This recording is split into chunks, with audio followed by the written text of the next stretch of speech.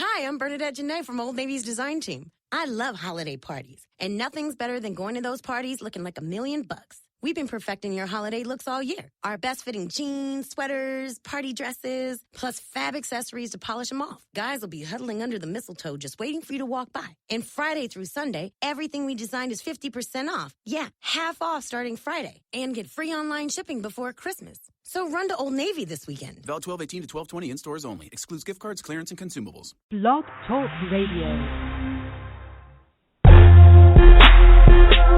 Hey, you are now tuned in to 110 Sports Talk.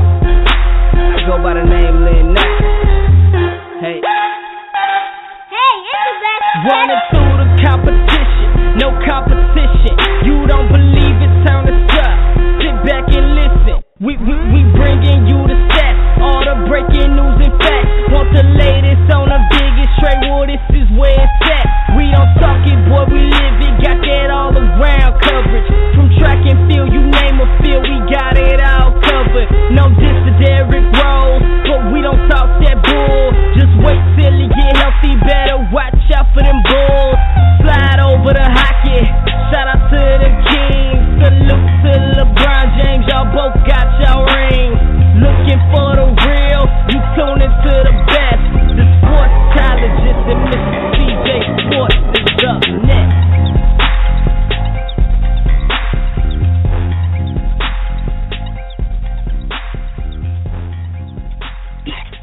I want to welcome everybody to the 110 Nation Sports Show. I'm your host, Mr. CJ Sports. You can follow me at CJ Sports 1. You follow the 110 Nation at 110 Nation. Glad to be here on this Hump Day Wednesday. Yes, the middle of the week has come upon us, and different week, different routine. Used to sitting here on Wednesday nights giving my picks for the week, because normally this used to be the last night of the week for us here on the 110 Nation Sports Show. But of course, with the new extended schedule that we implicated last week, we got two more nights after tonight. So the only game we're really interested in discussing tonight, or only I'm interested in discussing tonight, will be the Thursday night game. But looking forward to talking on some different topics tonight. Tom Brady and politics. The Mammoth College team, I tell you what, very creative young group of guys there. A fan getting, kind of find out it was DeMarcus Cousins' manager, but getting ejected from the Sacramento-Houston game last night. ESPN's overhyping of the Milwaukee Bucks. Give it up. But no matter how hard you try ESPN, Milwaukee is just simply Milwaukee. They happen to catch Golden State on a 7-game road skid, their second of 2 back-to-back nights, and they came off a double overtime win over Boston. That's all it was, simple as that. Nothing more, nothing less. Quit making more of the Milwaukee Bucks than that right there. Don't forget, you can check us on Facebook. You can check my fan page, Mr. CJ Sports. You can check the 110 Nation fan page, 110 Nation Sports. Also, you can check our site, www.the110nation.com. You can check our blog site, www.the110nationsports.com. Got a lot of great things going over there. Got another article out early this afternoon. So make sure you guys jump over there, check that out, and I'm sure we'll talk a little bit more about that at some point here. As we got 2 hours of sports talk to do tonight, so I guess it's time to strap up the belts, grab that popcorn, cold beverage. If you're down here in North Carolina and the weather's took the extreme to the other direction, just like our most of our household, I did participate in it, but hot cocoa for everybody. So everybody get their choice of snack and beverage, and let's get into this tonight. Article I did earlier today: have the New England Patriots found their next man up? Earlier today, the New England Patriots worked out Steven Jackson. Of course, 9 years with the St. Louis Rams, a couple years with the Atlanta Falcons. The possibilities of him being reunited with offensive coordinator Josh McDaniels obviously is a big plus for this possibility of Steven Jackson being with the New England Patriots. Also, Bill Belichick, obviously a big fan of Steven Jackson. He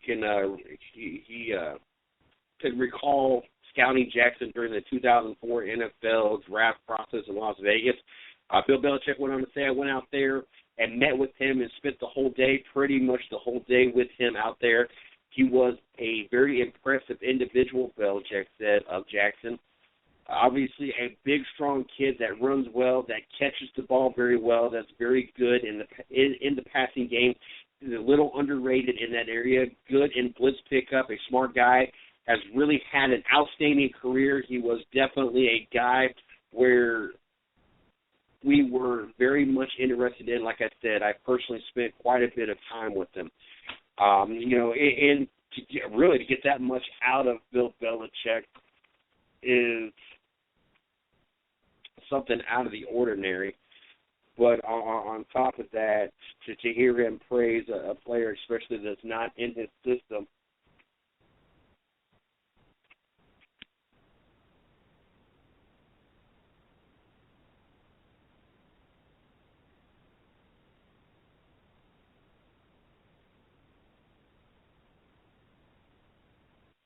but to have him praise somebody, especially not on his team, is definitely something different. But worked him out earlier today. Obviously, the New England Patriots affected with the injury bug as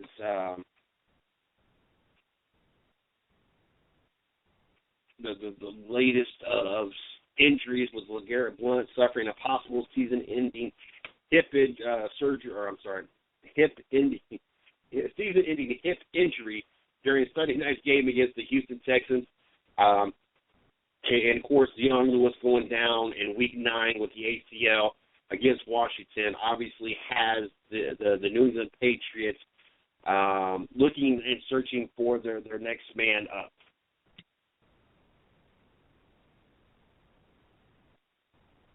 So we're definitely going to keep our eyes on to see if the New England Patriots have found their next man up. Now, yesterday they went ahead and signed Monte Ball to the practice squad, but of course the history of Monte Ball not be able to hold on to the ball obviously is not more than likely going to be a good fit. We know Bill Belichick. You fumble that ball one time, you're pretty much done. You might as well go ahead and pack your stuff immediately following that game, because more than likely you're not going to be there come Monday morning when it's time to get prepared for the next week. Bill Belichick doesn't play that Butterfinger stuff in New England, and we've seen this multiple times. Players getting cut for not being able to hold on to the ball. And Monte Ball with his past, if I was Monte Ball, I wouldn't even have wasted my time. And obviously the New England Patriots had to find somebody to fill that role, and wasn't counting on what they had going on at the time. So obviously, they wanted to fill that void with somebody, and needed a third running back, and it was a quick fix. But now with the talks of Steven Jackson, a more reliable, a more durable, and a running back that's going to hold on to the ball more, obviously, I would be shocked they don't go ahead and sign Steven Jackson. And nothing else. It has nothing to do with the fact that Bill Belichick's already spoke highly of him. But it is nothing else more than the fact that Josh McDaniels has already worked with them. But the fact that we can already count on Monte Ball, coughing that ball up. And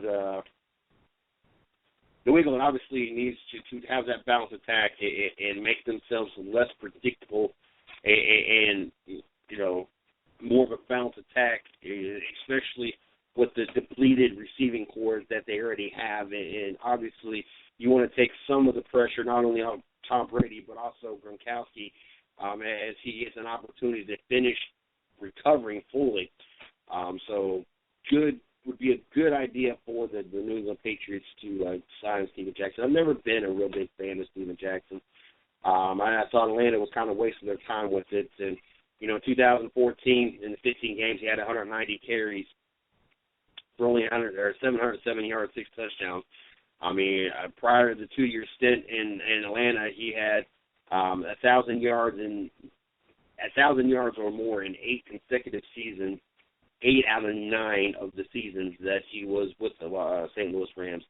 So, obviously, New England doesn't live or die by the run. They're not the Minnesota Vikings and need a running back to kind of supplement the lack of quarterback position and Terry Bridgewater. And we have other teams out there that we would point out. We had Jamal Charles. We thought we had Jamal Charles to supplement Alex Smith, but hell, they've not lost a game since they've lost Jamal Charles. And it was kind of what Arian Foster was there for Houston for, was to supplement the lack of quarterbacking in Houston, and that's why they're suffering with the kind of seasons they've been having. But New England, they don't live or die by the run game. They use the run game to help kind of take some of the pressure off of Tom Brady, some of the pressure off of the receiving corps. And, obviously this would be a great fit, a veteran player that you're going to get at a good price. And, that's just how New England rolls. So definitely be looking forward for the breaking news here in the next day or two that Steven Jackson will be officially a New England Patriot.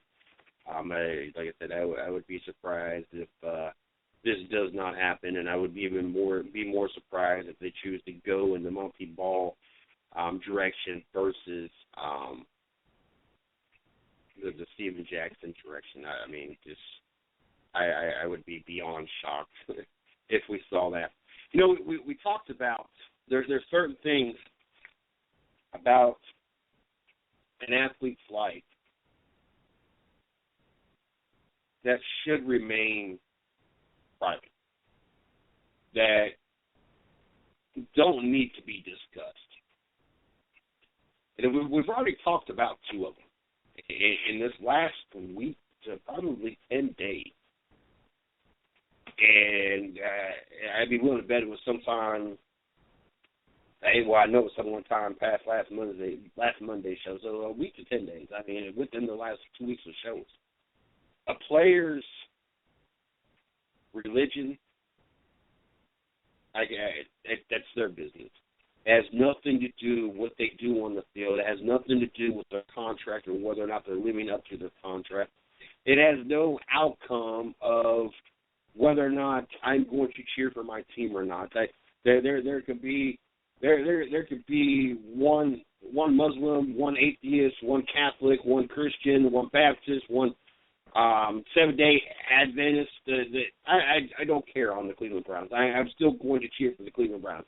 Religion is something that should never, I'm not going to say it should never be part of the sport, but a religion, somebody's religion background or religious preference should not be.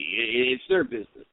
Just like my religious preference is my business, and it shouldn't dictate whether or not someone listens to the show or not, or should be anybody's business. The other thing we talked about over the last 7 to 10 days was somebody's sexuality. It's really, I could really care less on somebody's sexual preference. I don't care, and I think it's ridiculous that we got to have our first openly gay athlete in every sport, our first openly gay referees in the sports. We already have gay athletes. We already have openly gay athletes. We'll just leave it at that. It's really nobody's business. Like I said, it's nobody's business whether or not you like corn dogs or you like tacos. It really is as simple as that. because we don't label our first openly, straight couple and our first openly interracial couple and our first, we don't. And so sexual preference should be something that is not discussed or should not be, something that has to be dug into. It's really nobody's business. The third thing that, and I think it about covers all the topics that really should be off limits, outside of athletes, kids, and stuff. I mean, the obvious stuff. But politics. And Tom Brady is obviously one of those players front and center when it comes to the whole, and it shouldn't matter. I could care less who Tom Brady is in support of. I could care less who Steph Curry is in support of. I could care less who LeBron James is in support of. I can care less who Kershaw is in support of. I could care less who Patrick Kane is in support of. It really has no bearing of how they perform on the field. Yes, if I find out that somebody support a certain politician, it might explain why some of the ignorant things they do in their own time. But I could care less. Someone does something stupid. Well, that makes sense. He voted for that idiot. I understand why he did the off the field stuff he did, but I really don't care. It's none of my business still at that point.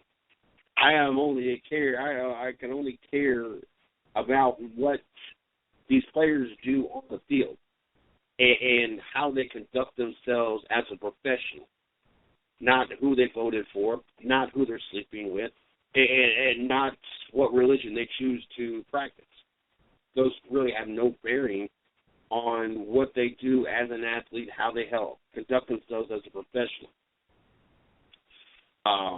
And like I said, of course, Tom Brady, Donald Trump, a lot of news. We see this a lot. Brady doesn't care, or if he does care, he doesn't care to discuss it.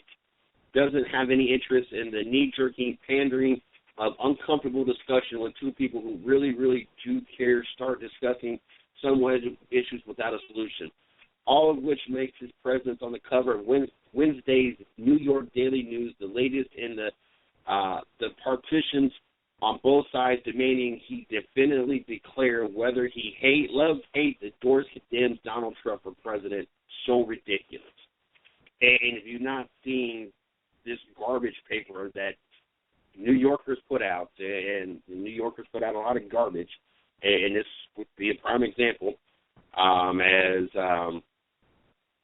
Jeter in an anti-gay scandal is one of the front news. This is just like the Inquisitor or Inquirer or whatever that garbage paper is. Just New York has their own personal one of it. Big headline, Brady has no balls. Refuses to bash bigot buddy Trump. He's great. Invites me to play golf. It's amazing how these lowlifes have nothing else better to do. And I'm referring to people who wrote the paper. I'm not referring to New Yorkers at this point in time. Never mind. We can go round and round with that as well. But I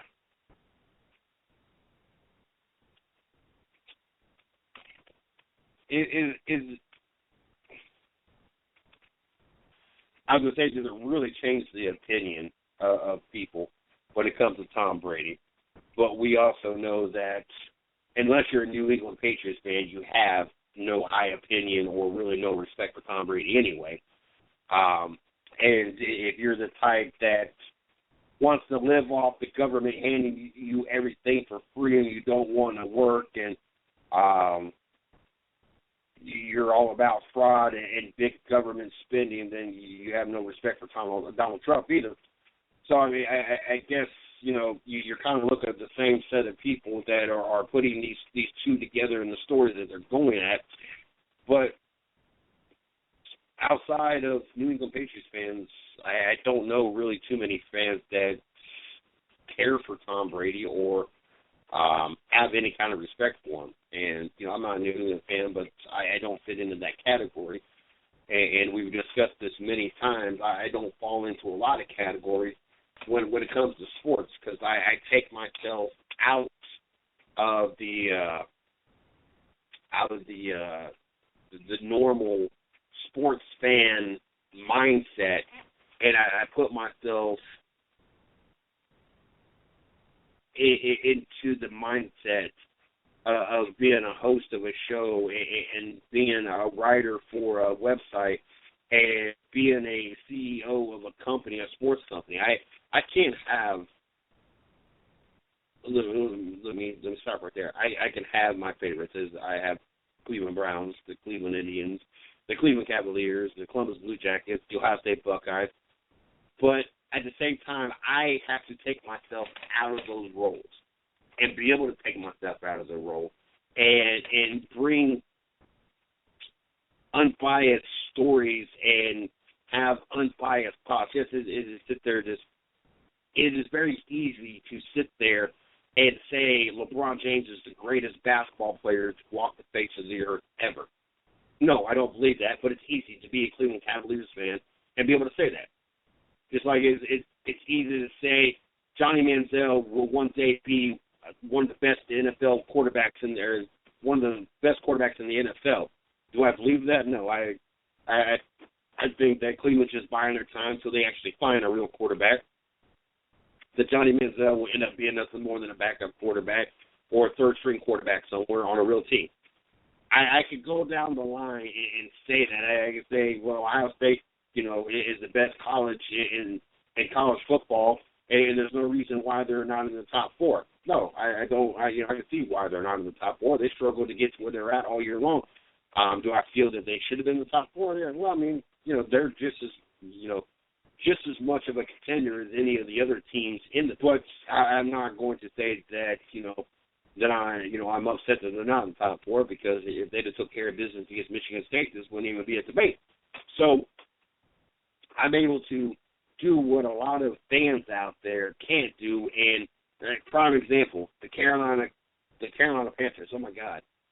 It's gotten to the point that on a daily basis, I got to have a debate with Carolina Panthers fans, because they can't seem to take themselves out of being a Carolina Panther fan and look at more of the big picture.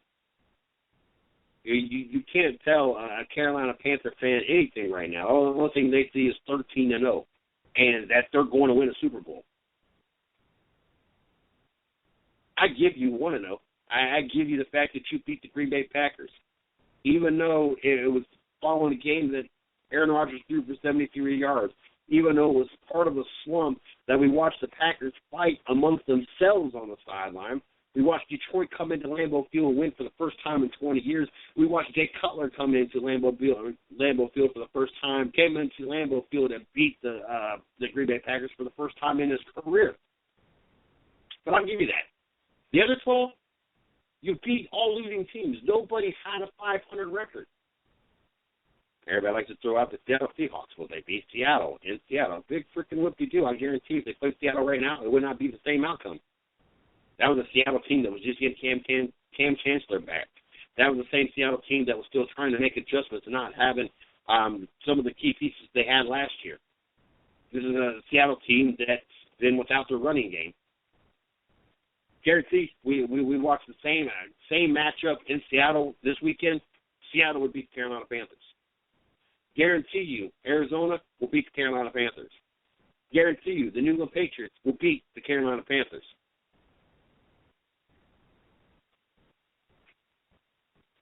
Guarantee an Andy Dalton-led Cincinnati Bengals, as much as I do not like the Cincinnati Bengals, would probably beat the Carolina Panthers. But you can't tell Carolina Panthers fans this. You can't point out the fact that there is only one team on their schedule that was above 500. I could take myself out of being a Cavaliers fan. I got to use teams that are actually legit right now. I can't use the Browns or the Indians or the Columbus Blue Jackets, who are in last place, as examples. But I could take myself out of the fan role and of the team and step into the role of where I'm sitting right now, talking to you guys, I can say that, yes, Cleveland Cavaliers have a lot to work on, that they have still not found that same magic that they found for the second half of the year when they went from 19-20 to making that, 31-3 run or whatever that run was to get them into the second seed in the Eastern Conference. That got them all the way to the NBA Finals. That got them 6 games with the Golden State Warriors with Kyrie Irving and Kevin Love being hurt. I don't even know if I can label them as the best team in the East right now. Indiana looks mighty tough out there.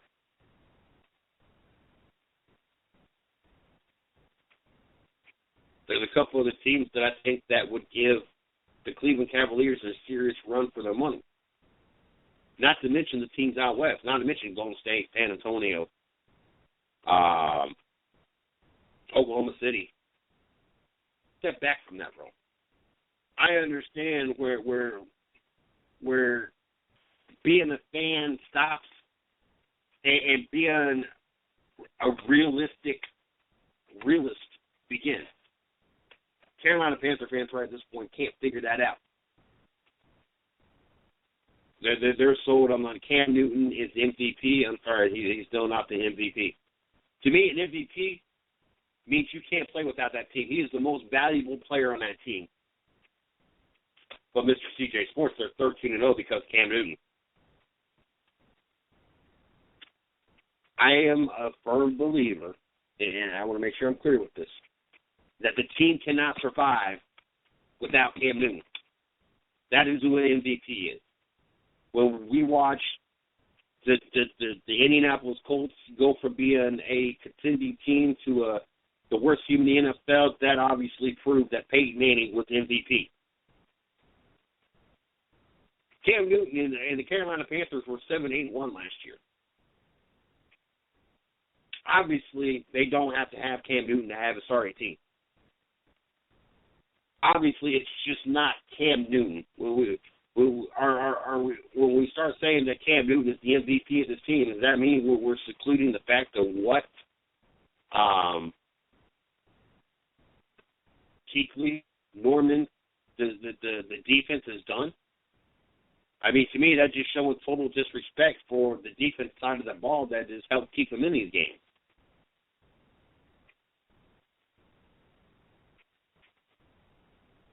I still can't put Cam Newton in that role of MVP. Yes, he is having a great season.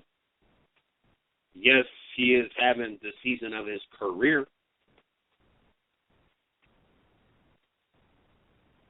But no, I don't feel that Cam Newton is the MVP of the NFL. But you can't tell Carolina fans this. You can't tell them the fact that they have not beat anybody but one team above 500. And once they get to the playoffs, it's going to be a whole different ballgame. You can't tell them that an MVP is for the most valuable player in the league. Cam Newton is not the most valuable player in the league. There's been a debate all day long on a Facebook group that I'm in, NFL Trash Talk. We can point out many quarterbacks that have the same stats, and that's what a lot of people like to throw out there, is the stats. You know, if we're going to throw out, stats and people that should be in the discussion of MVP, we'll talk about Josh Norman, the defensive back for the Carolina Panthers, who combined as some of the most notable receivers, T.Y. Hilton, Des Bryant, Julio Jones,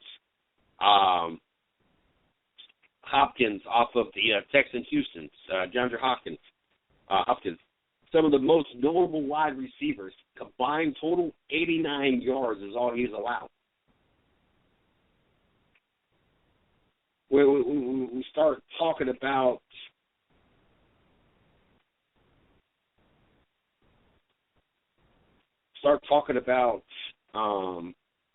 MVPs. Let's get into the true MVPs of this team.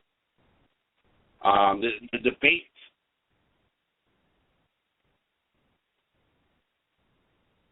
some reason, they got Cam Newton as the front runner of the MVP, which is horse crap.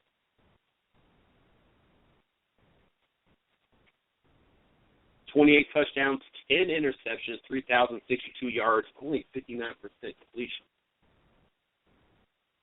Well, let's talk about Russell Wilson. 26 touchdowns, 7 interceptions. 2 less touchdowns, 3 less interceptions. More yardage, 3,289 yards, 69%, almost 70% completion.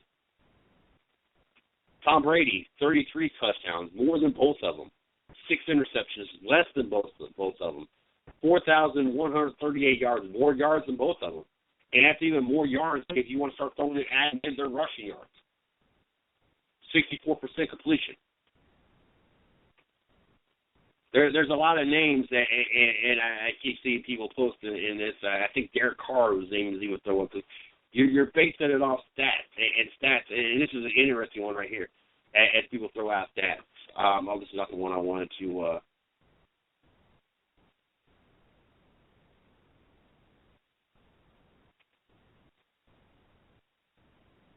pull out here.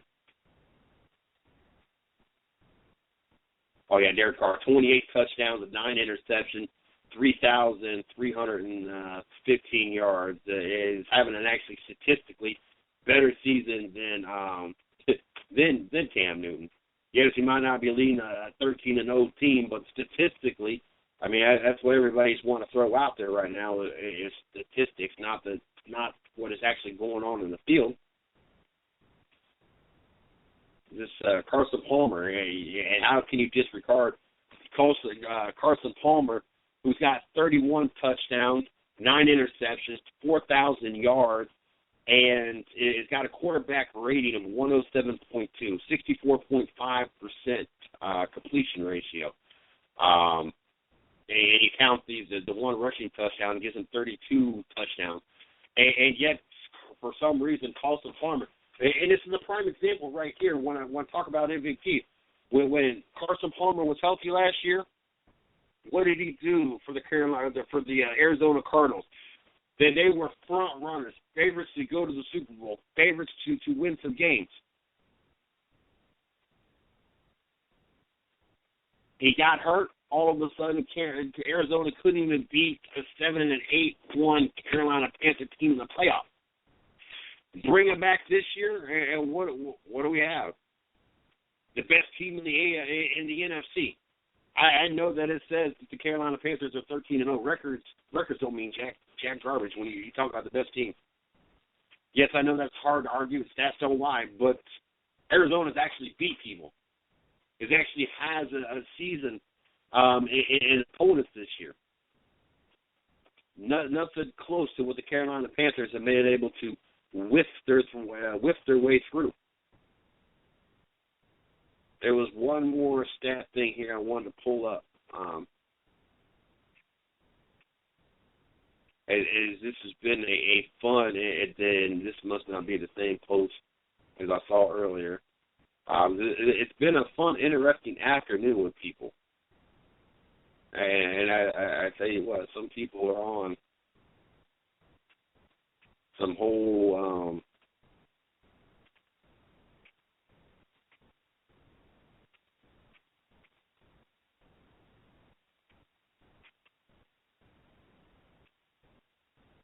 bunch of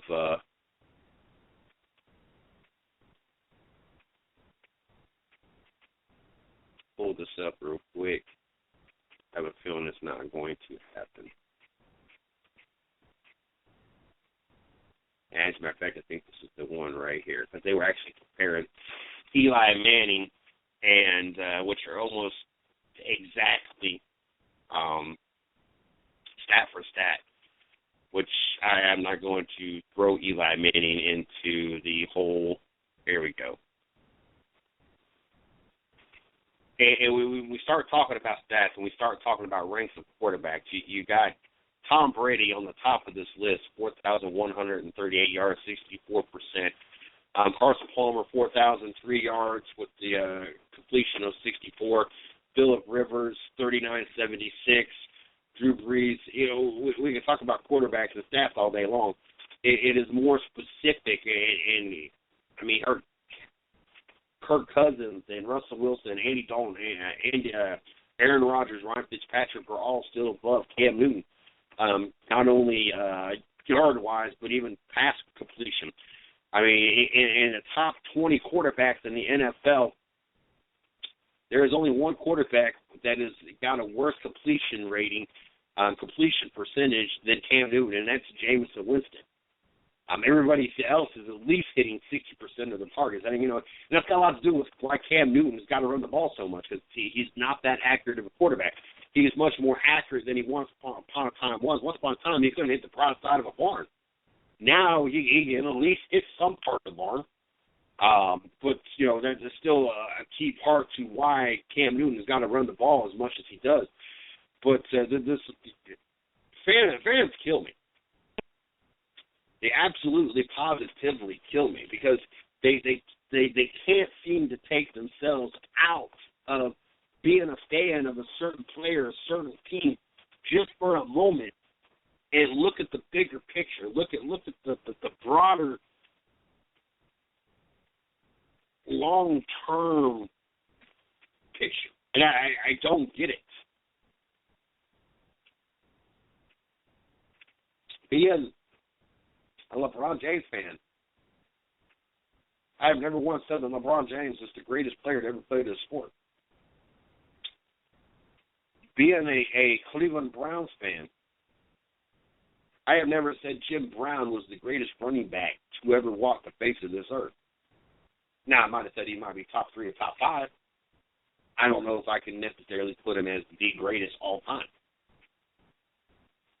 There's a big difference in being a fan of a team and being a fan of sports. I like to talk to those that are fan of sports, because in fans of teams, fans of players, there's no talking to. There's absolutely positively nothing you can say. I've had quite a few heated conversations over the last 2 weeks about the overrated and overhyped Carolina Panthers. But back to the original point of this whole conversation. 3 things that should be left out of an athlete's personal life out the gate, right? Three top things. Religion, politics, and sexual preference. The other thing is family. Family's first and foremost. Nobody's family should be discussed, and nobody's families should be investigated or researched or used for a story. I'm sorry, that takes precedence over everything else. As much as religion matters to a lot of people, I'm sorry, but religion is religion. You can slander somebody's religion, and the only person that is getting offended is that person. What you say about somebody's religion or how their religion, they live their religious life, God is going to sort all that out. When you start bringing people's families in and you talk about kids and talk about wives or significant others, now you're involving a whole different level of no-nos. Tom Brady said, "I'm just here to play football." Continuing his career-long routine of avoiding discussions of anything beyond the game he plays. That, though, isn't allowed by the politically obsessed who isn't Brady match their fixation with all things political. But not everybody approaches politics as they do. Does it really matter who he supports? Does it really matter that he is friends with Donald Trump? Do people honestly think any less of him for being friends with one of the political candidates? I mean, there's far many more people out there in the world would think less of him if he was an Obama supporter. Not so many for him being a Trump supporter. But does it matter either way? I don't get sometimes, and it sucks, because as much as I love what I do and love being part of the media, at the same time, because of the media giving us such a bad name, sometimes it sucks being part of the media. You know how hard it is when you listen to people talk about, well, the media this, and because of the media that, and the media, it sucks. There's a lot of days it's just like, damn, you know, I voluntarily put myself into that category. I voluntarily made myself be media. And yes, at times it sucks. Other times it's great. There's nothing greater than knowing that at least 17 hours of the week I get to speak my mind. I get to talk about major topics. I get to express how different things affect myself. And then I get to write about it as well.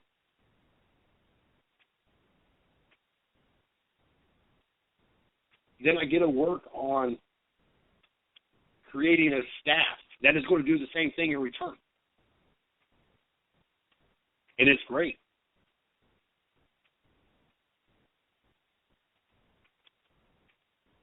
It's a great feeling at times. Then when you read the front page of the New York Daily News, or the Metro Final Daily News, New York's hometown paper, and you realize that you're part of the media. You're labeled as part of the same idiots that write this garbage. And you're labeled in the same idiots that on Time Warner, you're on Channel 300, yes, ESPN. You know how hard it is to make sure that I am never included into being labeled the same as ESPN. Well, we were talking about that at work today. There's only 3 shows that I can tolerate listening or watching on ESPN. I could do some Sports Nation. I could do some PTI every once in a blue moon. And there's really got to be nothing else going on. I could do some his and hers. Now, the rest of the garbage that ESPN puts out there, I can't do it. I can't do Around the Horn. Not that it's necessarily a garbage show. I just can't do it. First Take, and that show should have been blown up with some C4, and Skip Bayless and Stephen A. Smith should have been hung for the garbage they put on. That I don't even know, the See or No show, whatever that garbage is.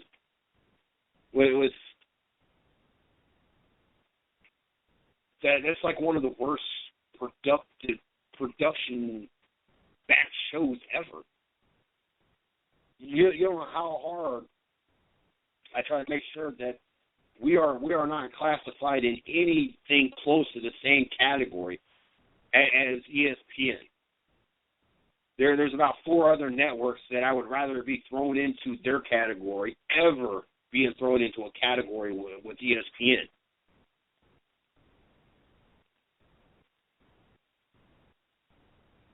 Like I said, as great as it is night after night, sitting here talking to you guys and talking about sports and be able to give my feed and my thoughts and my opinions on stuff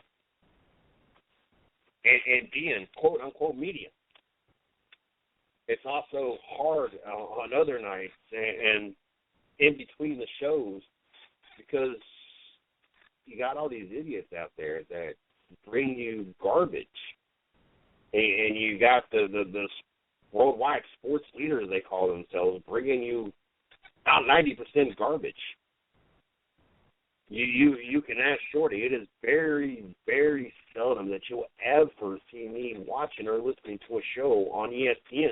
And if I'm watching ESPN and I'm watching a game, it's either because it's my particular favorite team playing, or if it's another game, 9 out of 10 times it's muted. Because half the idiots on there just on there to run their mouth. It's gotten even to the point now it annoys me to listen to Jay Gruden or John Gruden. I mean, some of the stuff he says, and it makes me wonder, how does this man get paid so much money?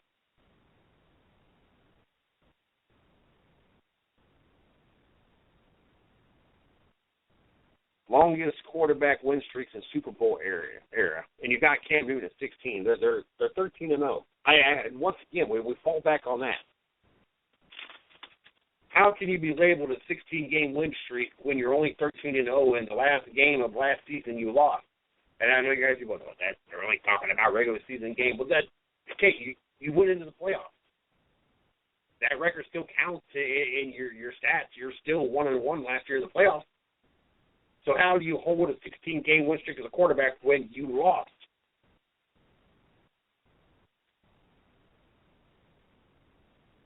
I gotta love the meeting. Gotta love it. And ESPN is notorious for that. They will dig and dig for useless stats. This player is the only player in the history of football to throw this many yards, with this many touchdowns, with this many completions, with the wind blowing 5 miles an hour to the east, with a slight 10% chance of participation during the game, when the grass has been cut at an inch-long length cut.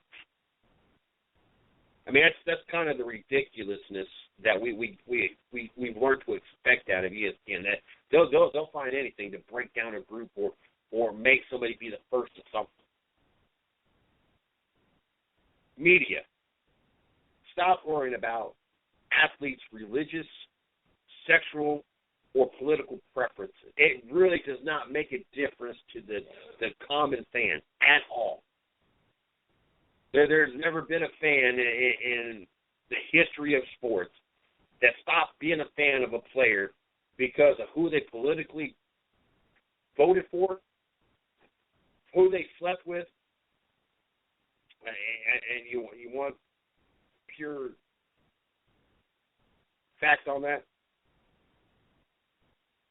Nobody changed their favorite golf player because Tiger Woods was a sex addict and who he was sleeping with. Nobody cared. Prime example. Yes, he's lost some fanship over the last few years because he just sucks now. But not because he was banging multiple women or who he was sleeping with. Nobody cares. Nobody cares. That's like, honestly, nobody cares that Michael Sam likes corn dogs. Nobody cares. He just sucks. There's a reason why he was like 6th from the last pick in the draft. There's a reason why he didn't make it in the Canadian League. He just simply sucks. No other reason behind it. He could have came out, not came out, or like he did came out, it wouldn't have changed anything. As a matter of fact, the only thing that changed was somebody decided to give him an opportunity because he came out, and the NFL didn't want to look like they weren't drafting somebody because they were openly gay. There's a good chance that if he wouldn't have came out, he might not even got drafted. When you're like the 6th or 7th from the very last pick out of 7 rounds, that tells you all you need to know right there. It's the media. Leave it out. Leave the politics, the religious, and the sexual preferences out of your story. Quit worrying about it. Makes no sense, absolutely, positively no sense to be stressed about somebody's sexual preference.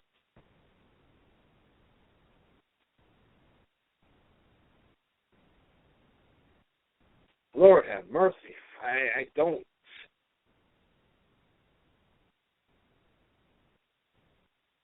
don't get it at all.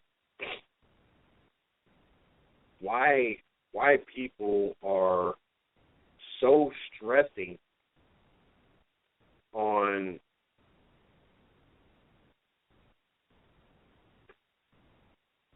things that don't matter when it comes to athletes.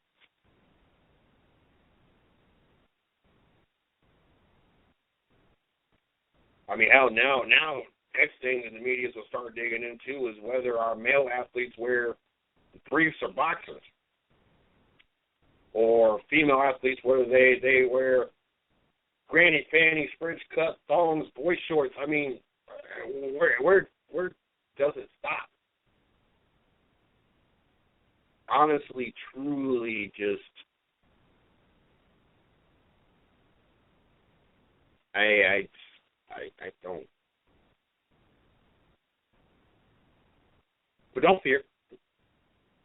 It's not got to the point that because of idiots like the Daily News or the idiots of ESPN that we're going to stop doing what we do here at the 110 Nation.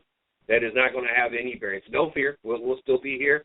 We'll still be providing you the 110 Nation Sports Show here on the 110 Sports Radio Network, the I-95 Sports Network. We're still going to have the 110 Nation Morning Show. We're still going to have Racing with Big Sweat. We're still going to have Rubbin' is Racing. We're still going to have the 110 Nation Sports blog site. Nothing's going to change. I just guarantee you I'm not going to waste any time worrying about someone's religious preference, their sexual preference, or who they're voting for. I can guarantee you that. And if I can add, I'll prevent it.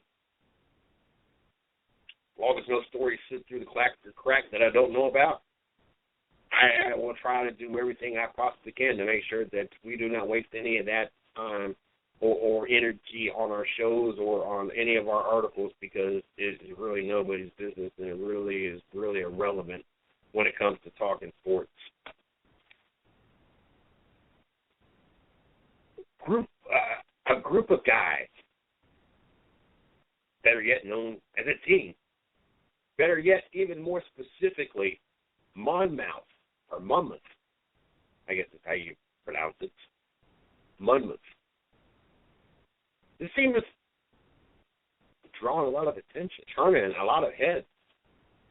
Last night's win over Georgetown was just another one of those incidents that we've seen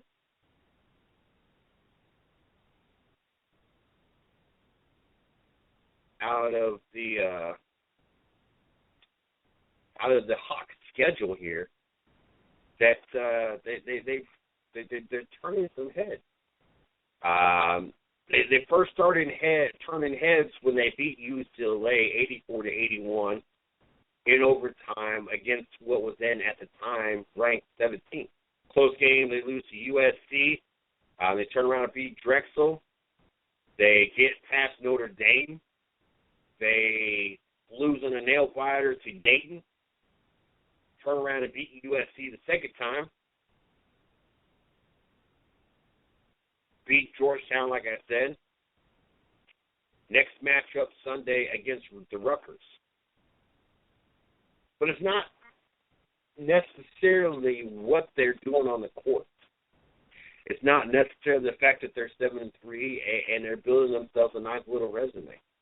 It's not even the fact that as long as they stay on the path that they're on, that they might find themselves with a March Madness bid. No, it's the sideline fun that they are having that is drawing all the attention. If you've not watched the Monmouth Hawks play some basketball, if you've not seen their highlights, they're making the top 10 highlight reels left and right, and not for necessarily what they're doing on the court. Yes, it's impressive as this young, small college has been on the court.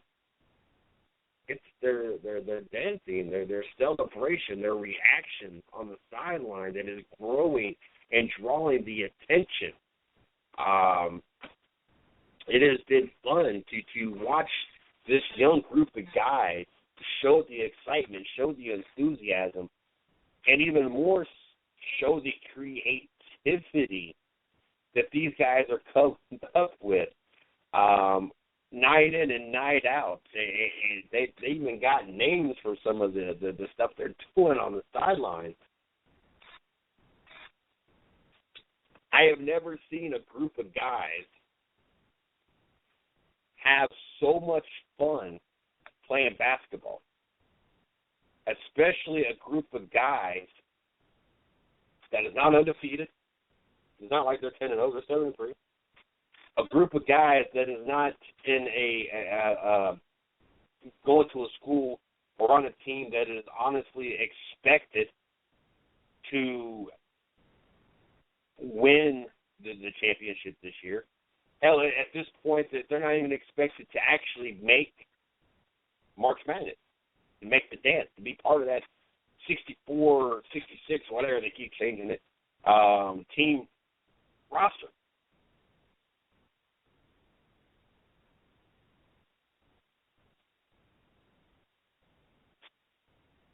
It is kind of a breath of fresh air to see this group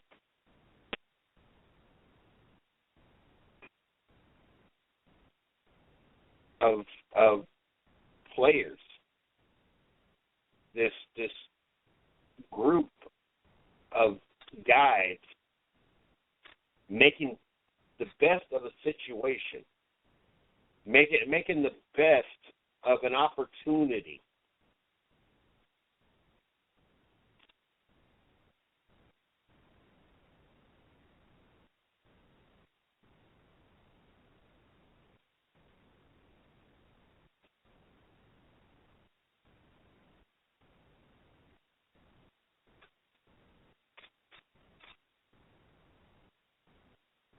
I wish that we had more schools, more teams that embrace the opportunity like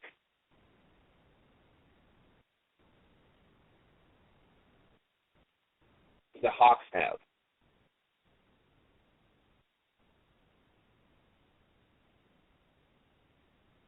Like I said, we don't get to see this out of every school. You got schools out there that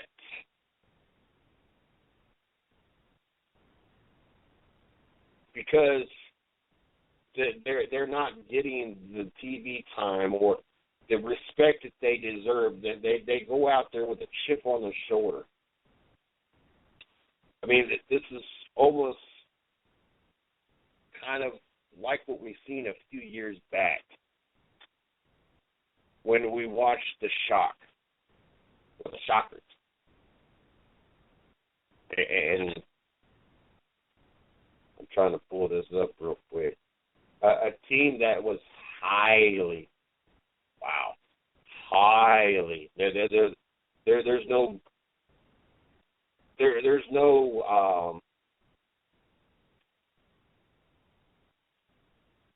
there's no way to under-exaggerate the how highly this college team was overranked. Like, you can't press how highly overrated. As a matter of fact, they were so highly overrated, they're no longer even in the top 25. And now I'm drawing a blank on the school I'm even talking about. And I'm hoping to be able to find it. Wichita State. The Wichita Shock. Highly, ridiculously overrated. Decided that they were going to play with a chip on their shoulder because they're not getting the due school like Monmouth that understand what Wichita State didn't understand. They understand that, yes, they got a couple good wins in there. They beat a ranked UCLA team. They beat a Notre Dame team. They beat a Georgetown team. But they understand that their schedule is predominantly weak as I don't know what. And so they're making the most of it. Yes, they surprised a few colleges and surprised a few critics, but they're not demanding to well, we should be this and we should be that, like we watched out of Wichita State. And granted, Wichita was undefeated, but they played nobody. I don't care if you go 100-0. If you're playing a bunch of sloppy nobodies, Seton Halls, and the Bradleys and Evansvilles and New Mexico States and so forth and so forth, I have no sympathy for you. And you know, that is what it is. I like Monmouth's attitude towards it. They are making the best of it. They understand where they are. They understand what their schedule is. They understand that this is a one-in-a-lifetime opportunity to go to college, to play college, to play basketball, to have the opportunity to even have somewhat make the highlights on Fox or ESPN or NBC or CBS or any other outlet that you have, their local news.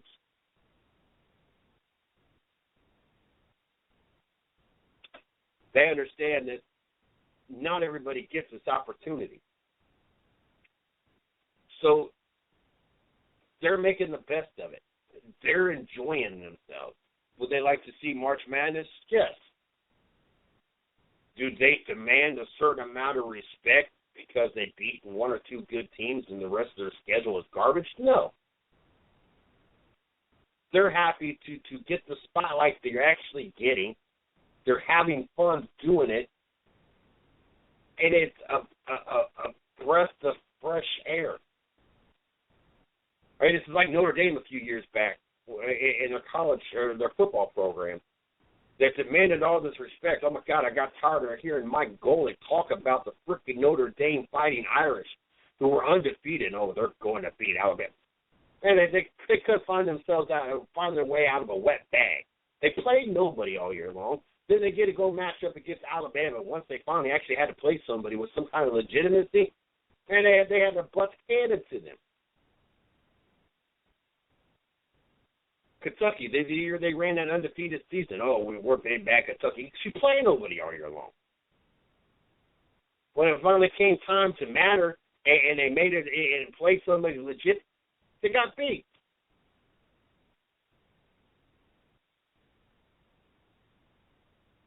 It is what it is. It's different, and it's a good difference. You have a team, and I know I was using Notre Dame as a bigger name college, and we use Kentucky a bigger name college, but when you have a team such as Wichita that, oh my God, I have never heard of a college demand so much respect and demand to be in a spotlight for beating nobody. A no-name college beating no-name schools and demanding so much respect and questioning the media for the lack of acknowledgement for what they have accomplished. But I'm sorry, you accomplished nothing. You played nobody. You finally played somebody in the tournament. You got beat. Now we don't even talk about you no more. There's a reason why this works the way it does. If you was Duke, UNC, Ohio State, Michigan State, Kentucky, even Alabama, even LSU, and I don't even know why there's so much talk about one basketball player on one team when the rest of you guys suck. But anyway, if you're a program that year in and year out consistently in the top 25, top 10, yes, If you're running an undefeated season, then yes. And you're not getting the recognition that you feel that you get, then yes. But when you're Wichita State, and I don't care if they would have won 3 years straight without ever losing a game, their schedule made it that way. When you have colleges like Monmouth Hawks, the Hawks, they get it. They understand. But instead of sounding like some self-centered, egotistical brat, they embrace it, have fun with it, and do not only have fun with what they're doing, are able to put up a nice record and beat some decent teams when they actually had decent teams to play. It's one thing if they were sitting 7-3 and all their losses came against their only legitimate opponents. But no. They beat some legitimate. They beat UCLA. They beat Notre Dame. They beat Georgetown. Different story. Like I said, it's really, honestly, a breath of fresh air because we don't get this all the time. Instead, most of the time, you get what we've seen out of the Wichita State basketball program, because they run the table on a very simplified schedule and feel that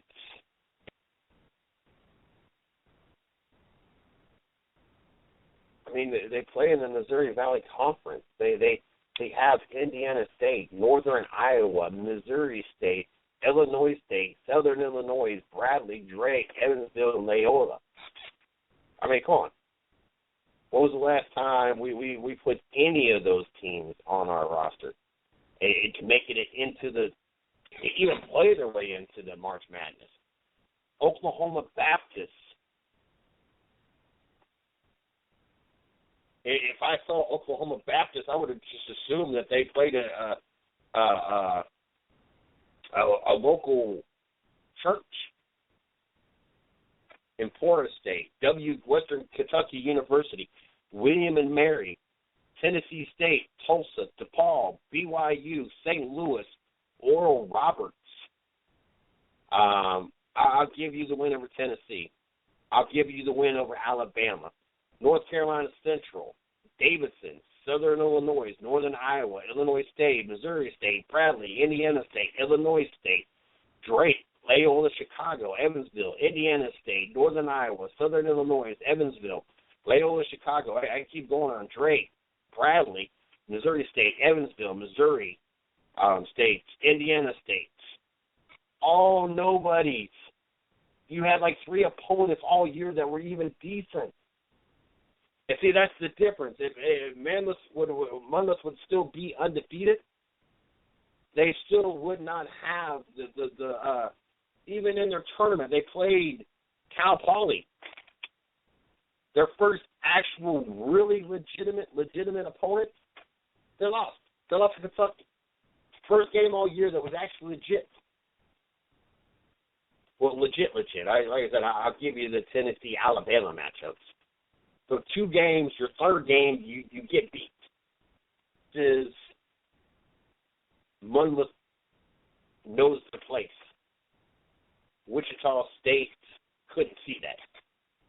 It's kind of like the being a fan and being the critics. You got to take yourself out of the fan and put yourself in the critic's shoes, like I have to. Just like Wichita, you got to take yourself out of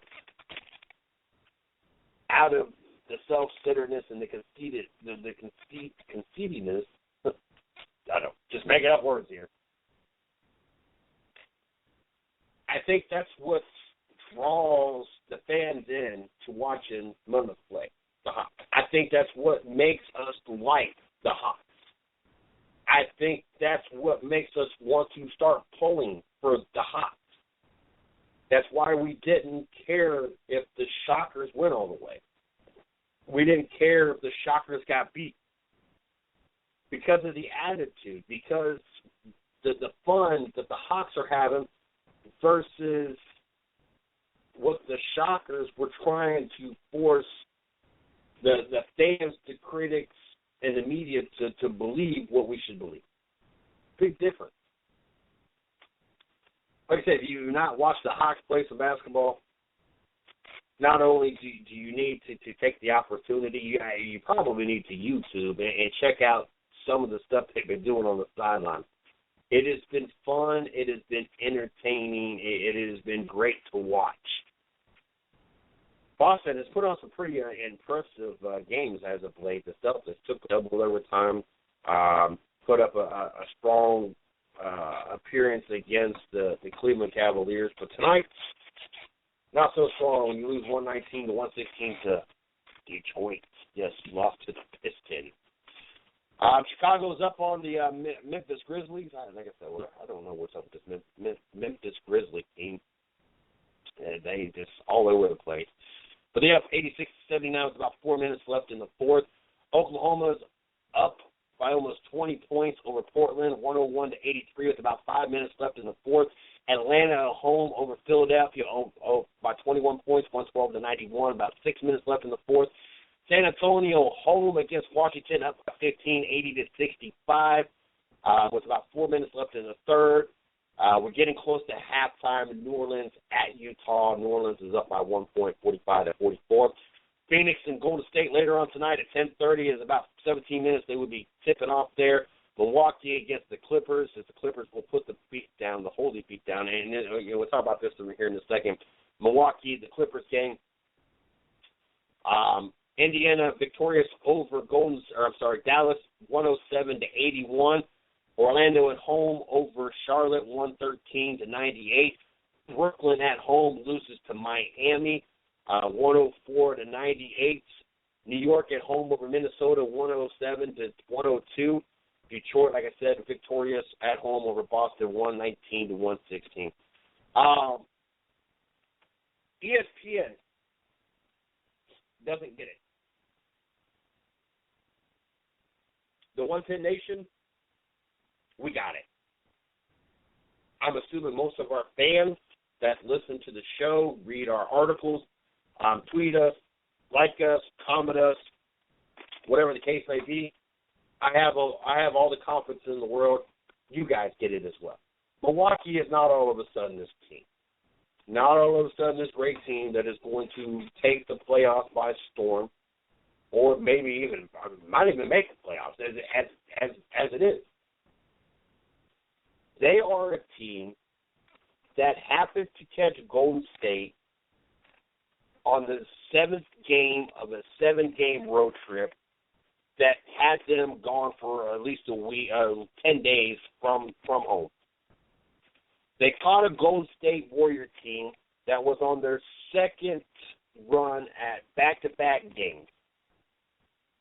They went against a Golden State team that just the night before got done going into double overtime. So not only are you on a 7-game road trip, not only are you on your second of back-to-back games, but you're also playing a team that just got done going into double overtime on the road, back-to-back nights, and we watched Milwaukee win.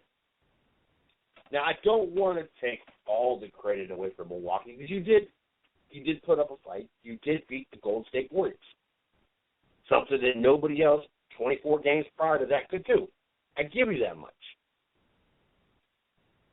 ESPN, for some reason, feels that all of a sudden Milwaukee is contender. They're talking about Milwaukee beating the Clippers tonight, beating Golden State, and Golden State next week. The next match after that, the next 2 games, they have the Clippers and Golden State. I'm confused. How did all of a sudden did the Milwaukee Bucks go from a conversation of probably not even making the playoffs? I mean, hell, they couldn't even muster up above 500 record last year.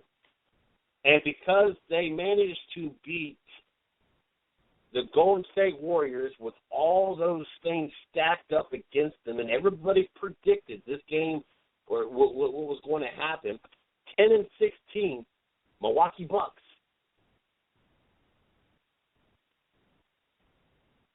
Which at the time was, 9-15? Sudden, because they beat a Golden State Warrior team with everything stacked against Golden State, to include them, Klay Thomas still not being 100%, Harrison Barnes still not being 100%, everything else that was factored into this.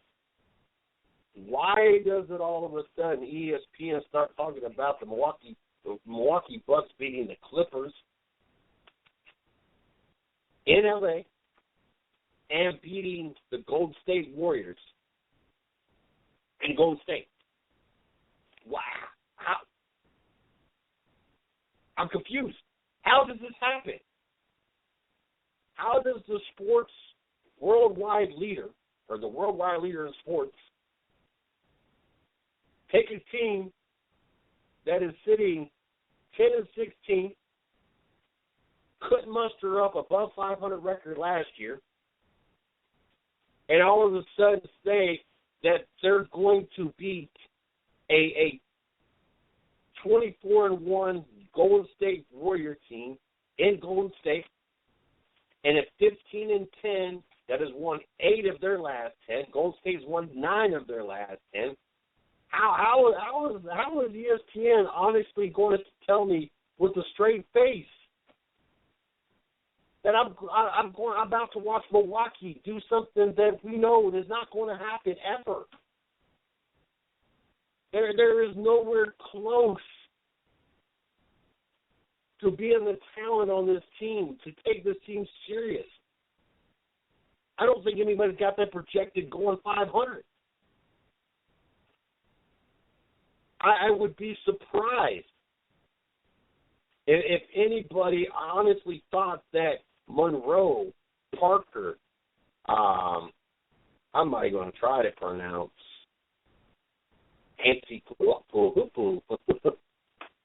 Middleton, Mayo, Carter Williams. Do they not see this starting squad?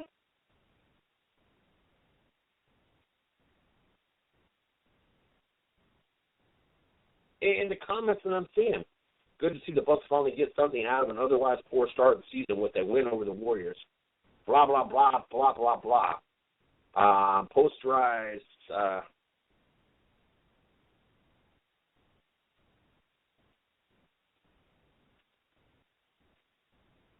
Clips actually beat Milwaukee, unlike some other chunk teams in the specific division. Are you kidding me? My jaw about hit the ground when I was sitting there. And this is exactly why I normally mute ESPN and why I normally do not turn on any talk shows.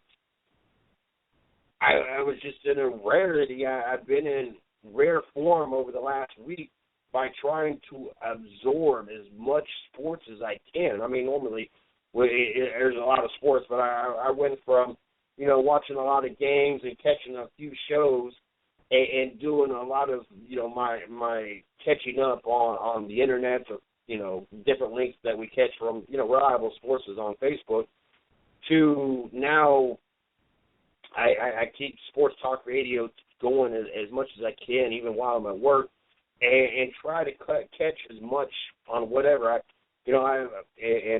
know Shorty's looking at me crazy because this has happened probably, twice, maybe three times over the last week.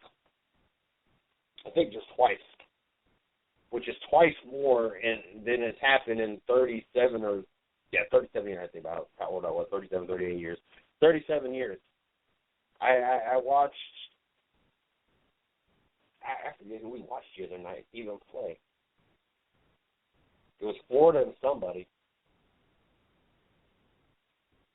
But I found myself watching college volleyball. I mean, I think it was Stanford. Don't get me wrong. it's fun to watch. It's fun to watch the crowd get into this stuff. But not only am I absorbing more sports talk, more shows, more sports, but I am also absorbing different sports than I normally would. I'm trying to be as diverse as possible.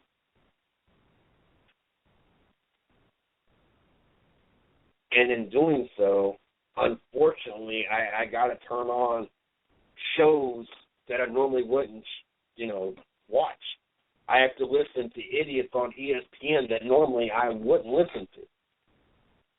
And to listen to ESPN, honestly, with a straight face, their insider for the Milwaukee Bucks, and listen to them honestly talk about the Milwaukee Bucks going into L.A. to the Staples Center and beating the Clippers, and then going and beating Golden State. I had to make sure that my Ultra Sunrise Monster Energy drink that has zero sugar and 0 calories and what are we looking at here? 2 carbs. I had to make sure that it wasn't spiked. So they didn't slip some Bacardi 151 or some Absolute Vodka or some Fireball into it. Those are my three drinks of choice if anybody's wanting to know what to get Mr. CJ Sports for Christmas. I had to make sure. Maybe somebody slipped me a roofie I didn't know about, and it just really had me delusional. I'm not 100% sure. All I know is I am sitting there with this dumbfounded look on my face, listening to the quote-unquote expert on ESPN, and they're talking about the Milwaukee Bucks like this is the team that's now going to take it all. This is now the team that we should look out for.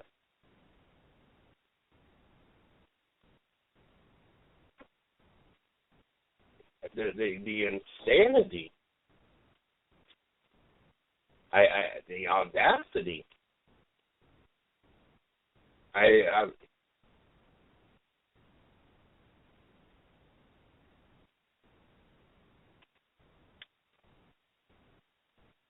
I'm lost. I am confused. I would love to know where these guys get their facts or how they draw up these opinions, because I'm lost for words.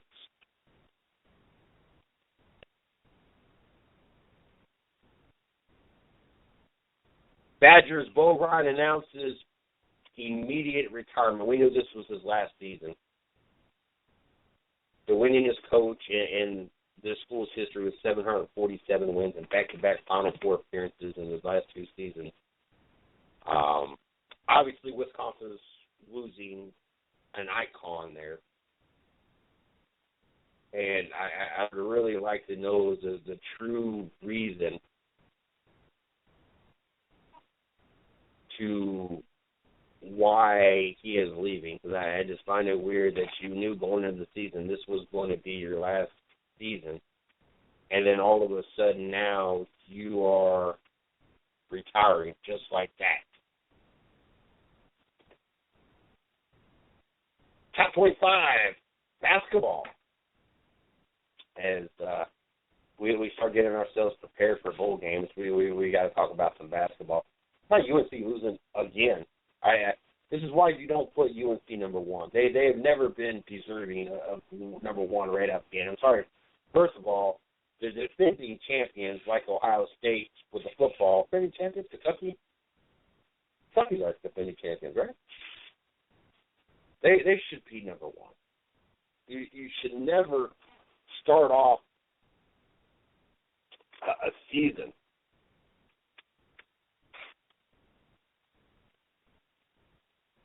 with anybody else other than the prior champions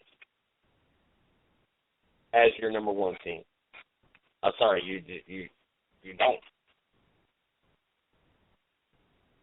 And I've never understood that. How do you knock somebody off that has not lost anything?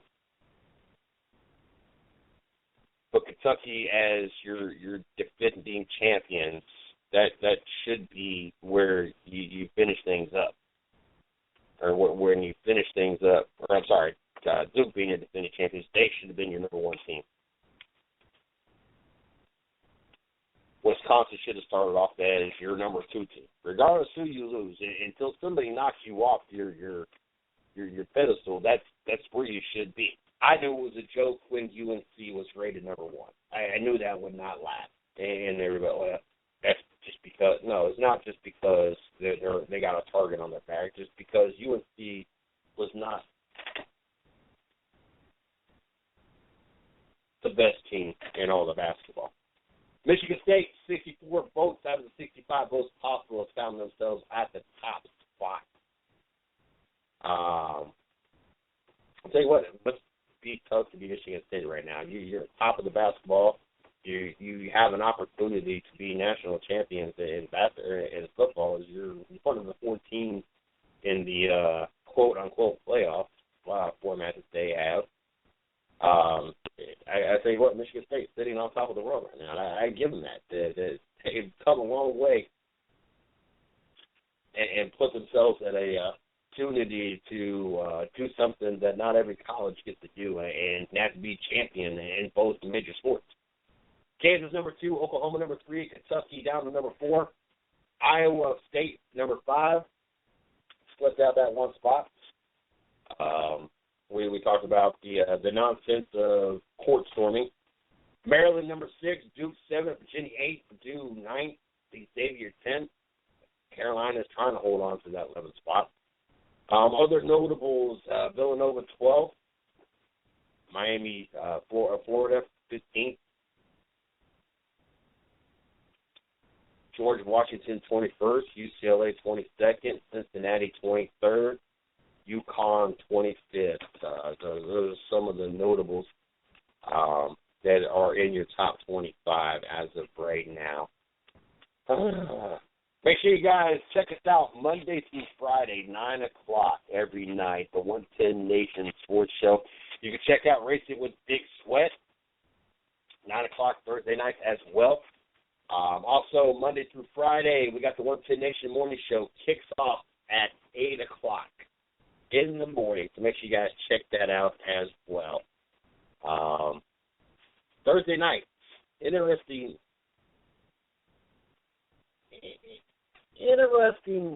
choice of games for the NFL to put on for the Thursday night matchup.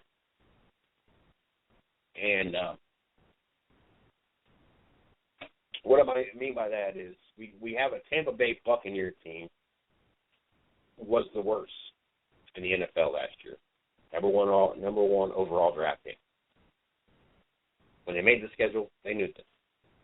You had a St. Louis team that was kind of middle of the pack last year. So you didn't know what you were getting. Why would you schedule two teams this late into the season that has no serious threat of a playoff run to be the main focus of our Thursday night? Early in the season, yes, that would have been fine. Week 2, week 3, let's just get this game out of the way. Neither one of these teams are going to make the playoffs. Neither one of these teams, if somehow a miracle does occur and the rest of the league sucks bad enough that they find themselves in a wild card opportunity, more than likely with a below 500 record, they're going to be a one and done.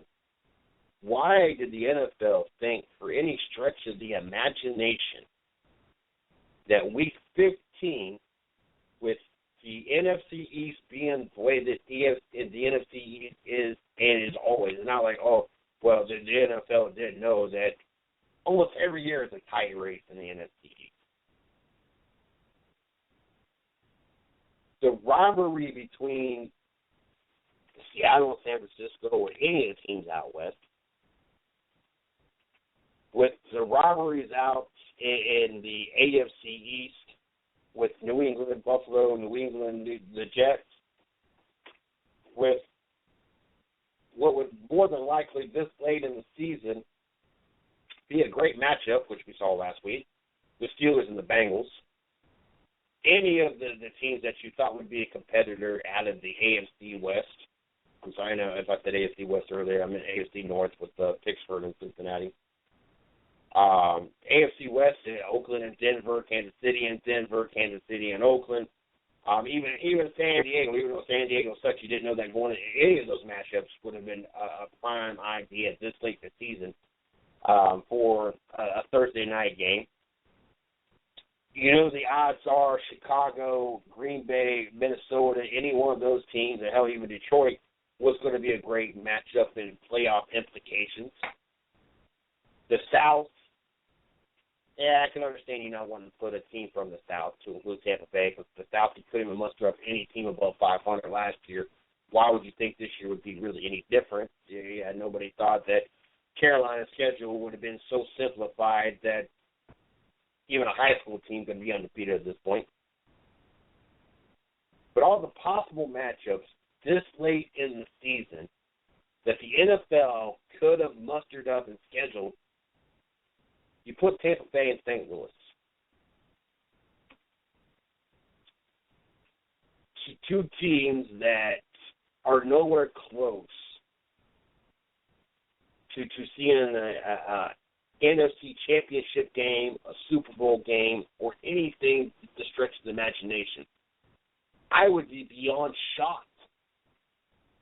My jaw would literally have to hit the ground. I don't care if I got to lay on the ground and make it happen. It will hit the ground if either one of these teams makes the playoffs.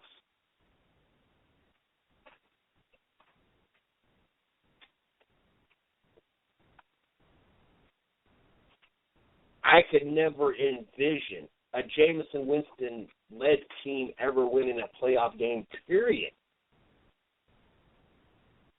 We saw last year when you actually have some kind of opponent in front of Florida State, such as Oregon, they get waxed. I couldn't even fathom the thought of Jameson Winston winning a playoff game. Now, I'm not saying that he'll never make the playoffs. I just don't see it happening this year. You got Minnesota 2 games ahead of him. You got Seattle 2 games ahead of him. You got Atlanta, who's the better team. Hell, I even got more confidence right now than the Chicago Bears, who are a game behind them, making it. Not to mention, you got Philadelphia and the Giants that are still tied with them.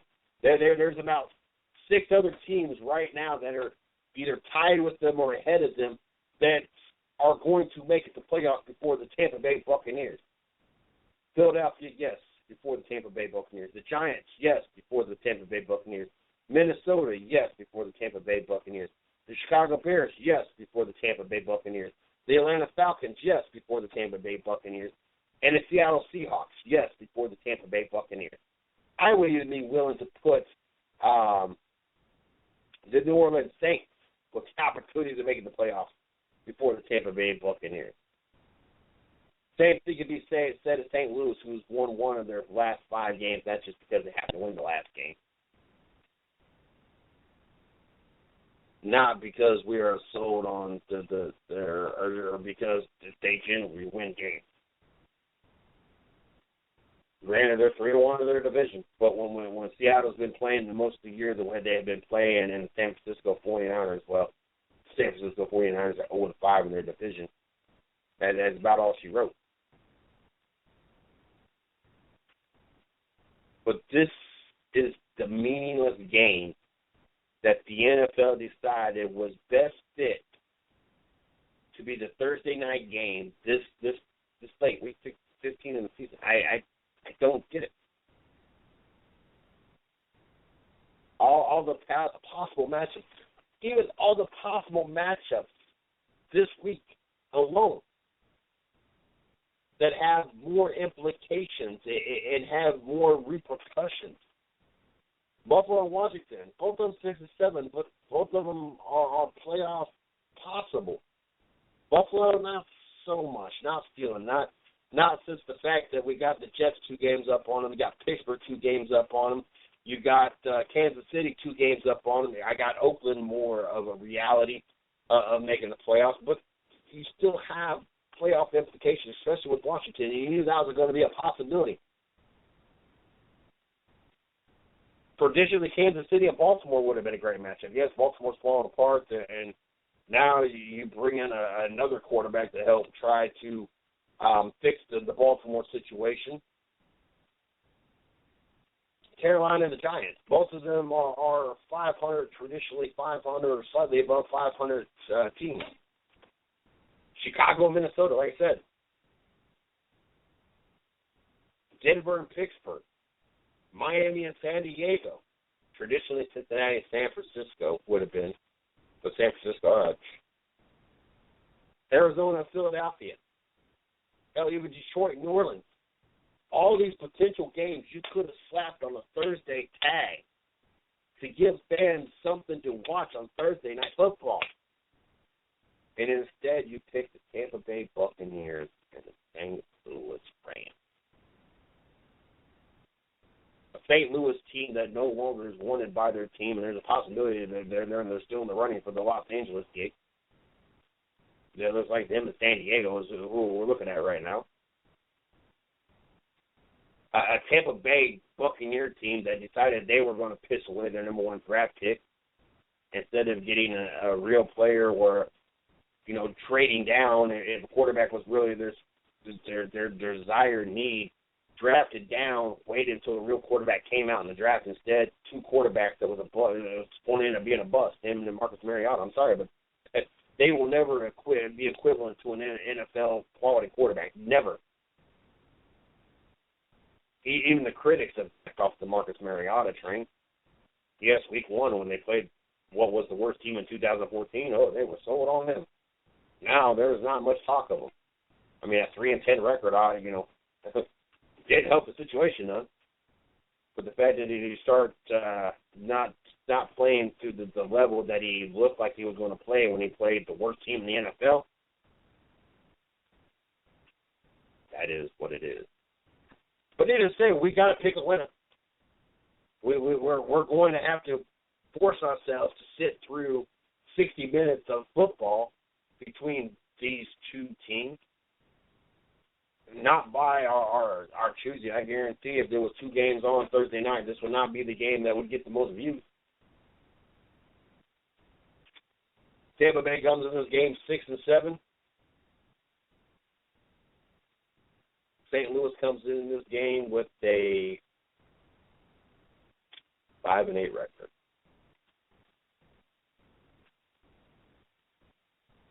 Jameson Winston, Nick Foles. 2 quarterbacks I don't think I could ever visualize hearing anybody say Super Bowl winning quarterback, Nick Foles. No, it doesn't ring the bell. Bowl winning quarterback, Jameson Winston. It's funny. There's a better chance that we have, and I'm assuming that all cities and all states have this paper. We have a crime paper that we sell in almost any gas station and little store you go into. You can get it for $1. And it has all those that been arrested over the last week, 2 weeks, however often the paper comes out. And, I'll look through it to see who's, the new registered sex offenders in my area. Having 4 kids that I'm help raising, that is kind of a big, important and a big deal and an important thing to me. Let's be honest with the sexual assault charges, with the stealing of the crab leg, with all the other ignorant stuff that he has done.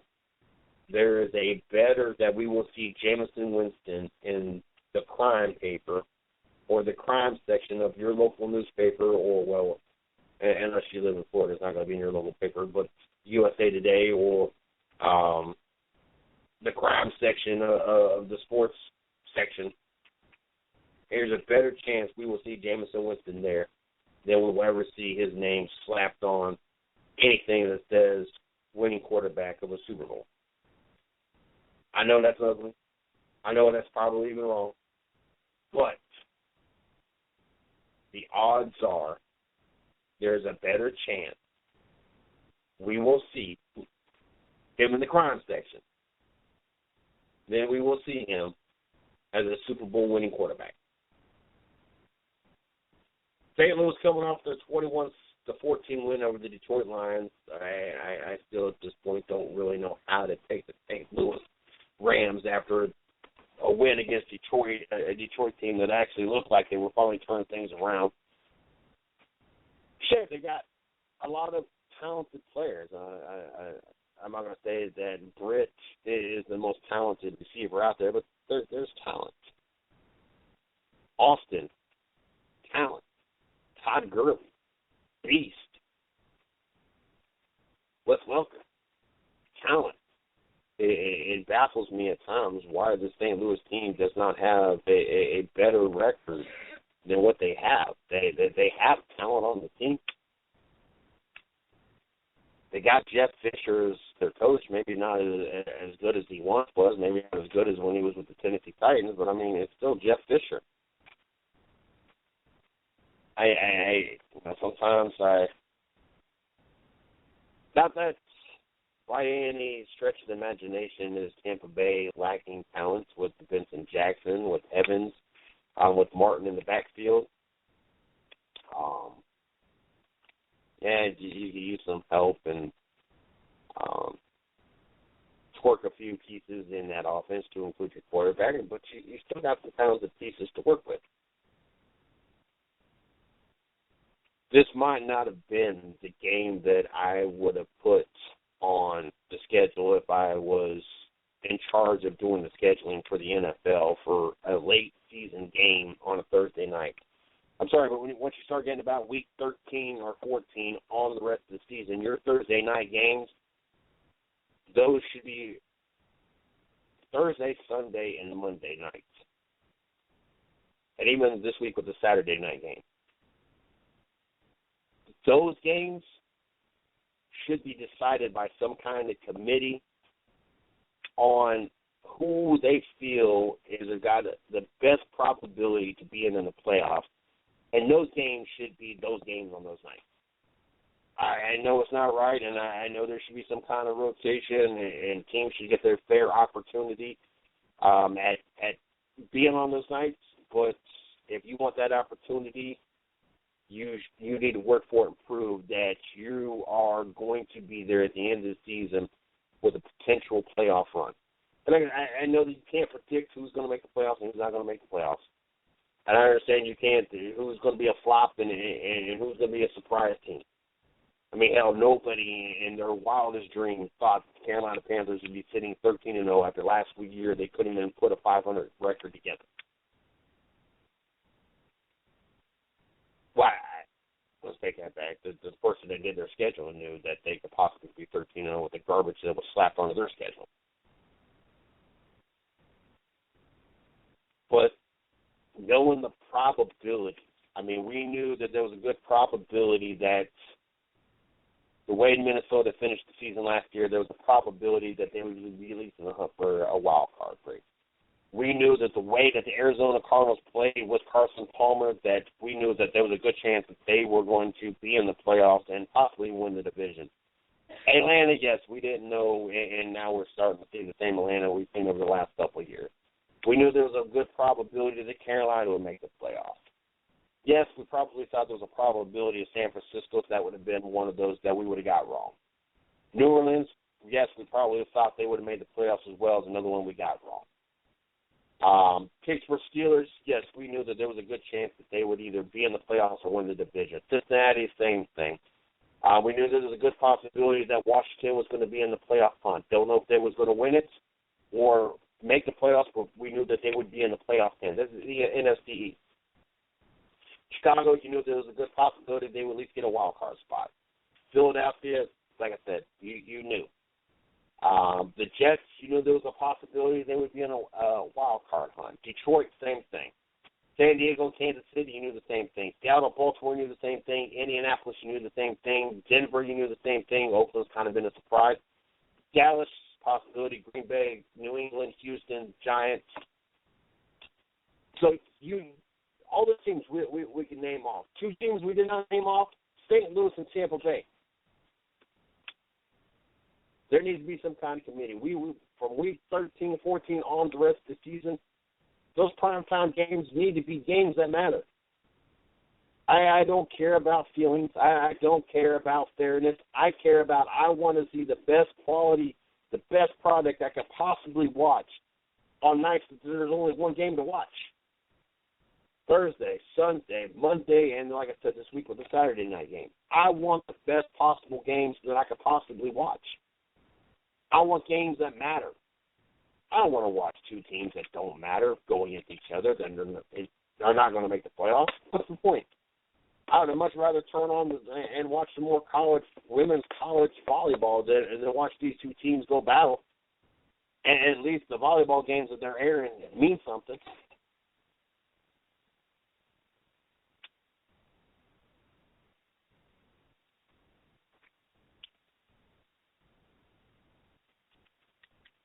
Needless to say, even though this game doesn't mean nothing, doesn't mean that this game couldn't go either way. You got some talent on both sides of the ball. You just don't have enough for these teams to be serious contenders.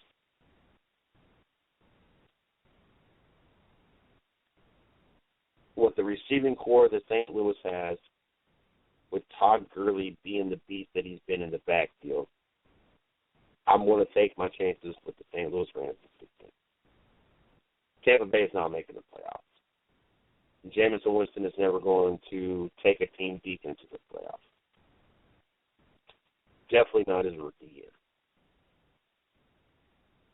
I have St. Louis in what will probably be a closer than it should be game between the St. Louis Rams at home against the Tampa Bay Buccaneers.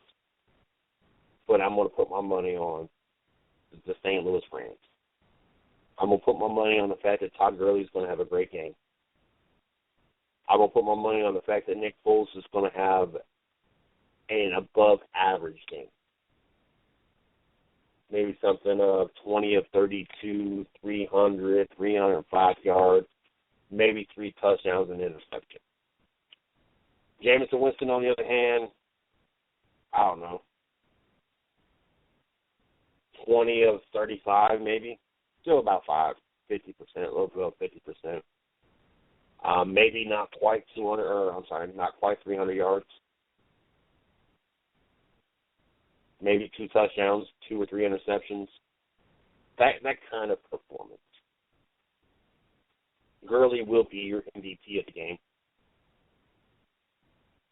We'll have a breakout game for one of the receivers, if it be for Austin or if it be for Britt. One of those 2 receivers will step up. They won't have a 7 reception for 166 yards and 2 touchdowns on the night like we saw out of Odell Beckham last night. But one of those 2 receivers will have anywhere from 8 to 11 catches, over 100 yards, between 100 and 125 yards, have at least 1 touchdown, maybe 2. Kind of nice. Bred of either one of those receivers and Gurley, knowing that Nick Foles can lead a team to win and put up some great numbers, I think that Tampa Bay defense will have more than they can handle.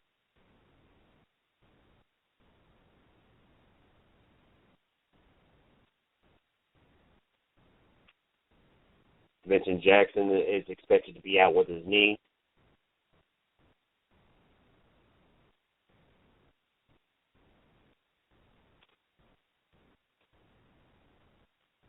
Which obviously is going to hurt Britt, probable with the soldier or with the shoulder. I was about to say soldier. Todd Gurley is probable, not injury related.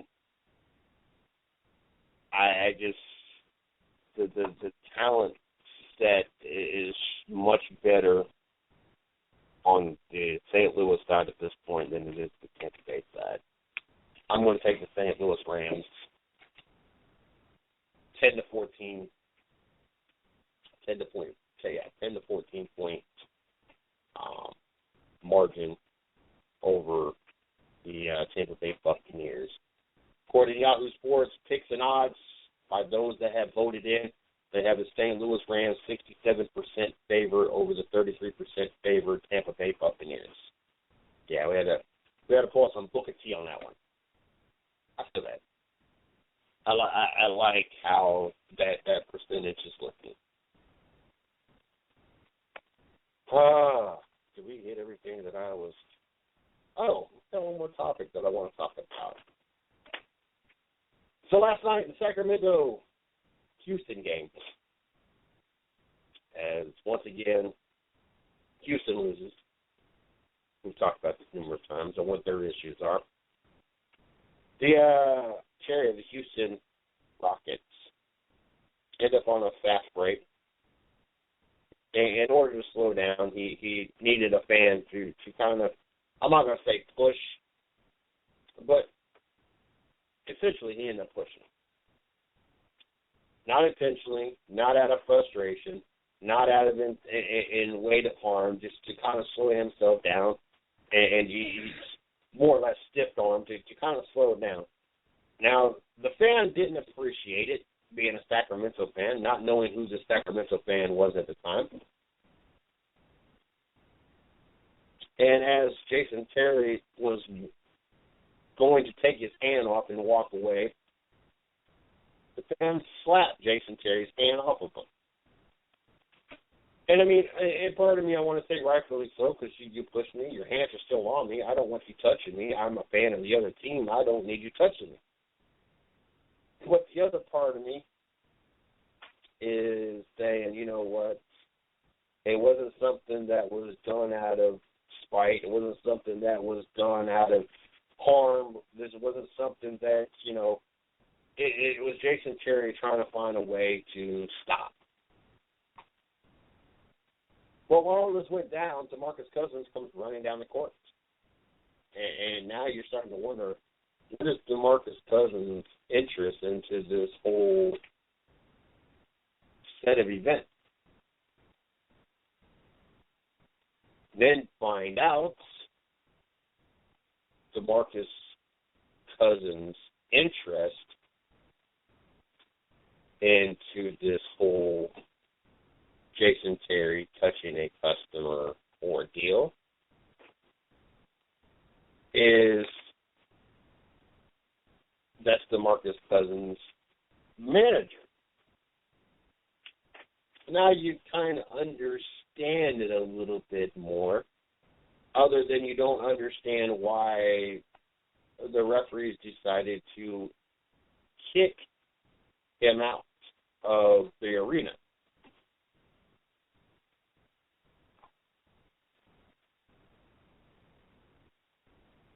If he would have pushed him, swung on him, or was a little bit more aggressive than kind of just slapping his hand, Jason Terry's hand off of him, I could understand it would be more of a valid reason. But him slapping Jason Terry's hand off of him was no more severe than Jason Terry pushing him. And I hate using the word push him, but it was kind of a push. But using him to stop. Now, granted, the Sacramento sideline, and especially the end under the rim, you know, it was noted that, you know, they're the closest of any NBA team out there. Usually there's more of a separation between the fans and the court.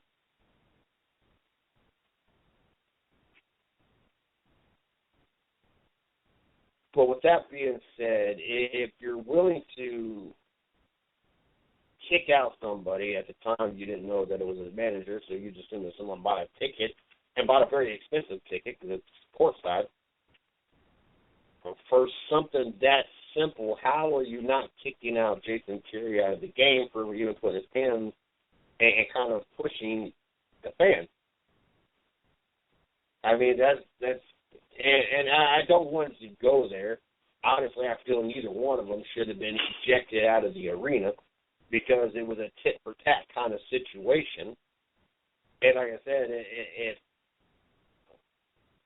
DeMarcus Cousins' manager would have swung, pushed, showed some kind of aggressiveness, then yes, I would have understood it. But being the manager of one of the key players on the opposition, and you were just used as a basically crash dummy, and the player still didn't remove his hands. He kind of still had his hands on you as he went to walk away, and you slapped his hand. I don't think I necessarily have an issue with that. Not enough to say you got to be out of the arena. Maybe one, somebody from the arena, some kind of official, front office person, or whatever the case may be, NBA official that happens to be attending the game, come up and say, look, we don't want to see this happen again, kind of, conversation, maybe. But to see the officials handle it the way they did, I don't know if I necessarily agree with that. It was interesting. Made the fans hate Jason Terry for the night. Obviously, there's no love lost between these two teams. And Sacramento Kings went on to win it, and win it kind of commandingly. And you better watch out because ESPN is, I'm sure, all over the fact that again, the Clippers are at a 2015 game right now. Look, we told you so. All of a sudden, Milwaukee, and say that they started talking about walking it out. We told you so. That Milwaukee, shut up, ESPN. Just shut up. Got to make sure I thank everybody for the 110 Nation Sports Radio Network for tuning in. All of those that will be catching the show on the I-95 Sports Network as well. Thank everybody for tuning in and checking out the show. Make sure you check us out on Twitter. You can follow me at CJ Sports 1. You can follow the 110 Nation at 110 Nation. You can check us out on Facebook, my fan page, Mr. CJ Sports, the 110 Nation fan page, 110 Nation Sports. Check our site out, www.the110nation.com. Check out our blog site, www.the110nationsports.com. Don't forget, we're also on Stitcher. We're on SoundCloud. We're on iTunes. We're on Blog Talk Radio. We're also on Spreaker. The reason I kept Spreaker for last. We get 100 followers on Spreaker. Not only will we be on the 110 Nation Sports Radio Network, not only will we be on I-95 Sports Network, but we'll also be on the iHeart Radio Network.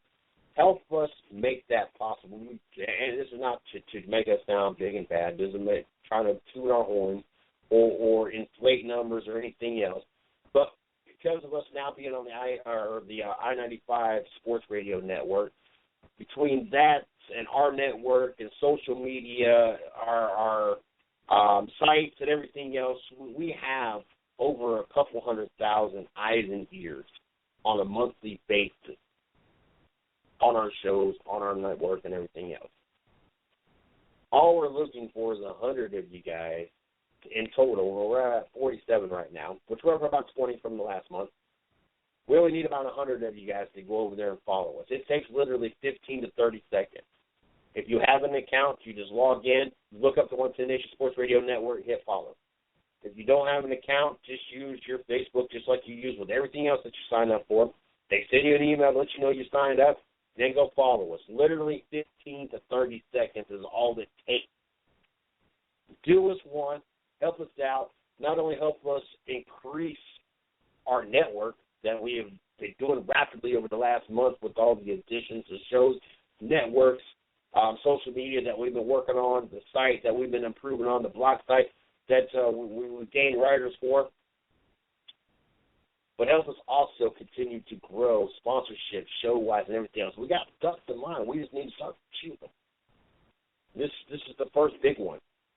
We want to be on the air 5 hours a day at a minimum, 7 days a week by mid-summer 2016. We want to be on the iHeart Radio and be on the air a minimum of 7 hours a day, 7 days a week by the finish of 2016. Help us make that happen.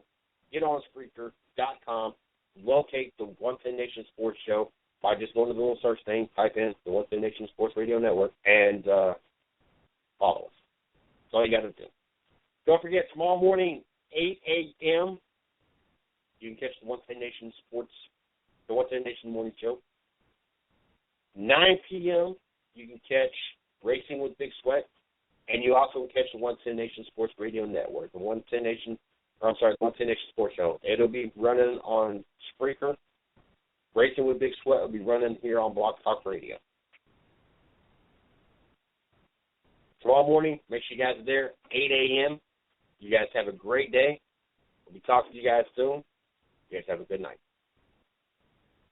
Hi, I'm Bernadette Janae from Old Navy's design team. I love holiday parties, and nothing's better than going to those parties looking like $1,000,000. We've been perfecting your holiday looks all year. Our best-fitting jeans, sweaters, party dresses, plus fab accessories to polish them off. Guys will be huddling under the mistletoe just waiting for you to walk by. And Friday through Sunday, everything we designed is 50% off. Yeah, half off starting Friday. And get free online shipping before Christmas. So run to Old Navy this weekend. Valid 12/18 to 12/20 in stores only. Excludes gift cards, clearance, and consumables.